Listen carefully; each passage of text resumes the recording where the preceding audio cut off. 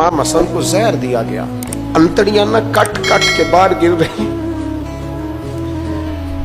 उस शहजादे की जिसने हुजूर की गोद में उम्र गुजारी, महबूब के कंधों पर रहने वाले हसन इब्ने अली जनाब इमाम हुसैन हाजिर बारगाह हुए तो हाथ पकड़ के भाई का चूम के रो पड़े। भाई प्यारे भी तो बड़े होते हैं ना, बड़े प्यारे होते हैं। और इन लोगों का मनसब बड़ा अनोखा है, शदीद तकलीफ है।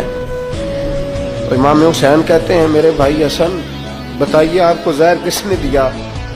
रो के पूछते हैं। भाई का माथा चूम के इमाम हसन रो पड़े, कहने लगे हुसैन मेरी मजबूरी है, मैं तुम्हें नहीं बताऊंगा। कहा क्यों? फरमाने लगे इसलिए कि अगर वो नहीं जिस पर मुझे शक है तो फिर किसी बेगुनाह का नाम कैसे ले दूं, और अगर वही है ना जिस पर मुझे शक है तो फिर मैं तुम्हें नहीं बताऊंगा।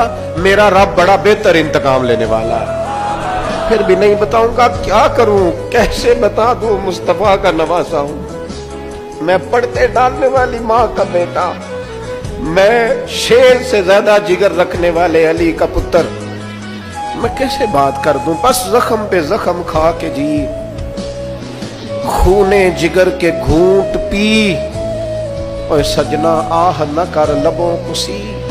ये इश्क है कोई दिल लगी नहीं।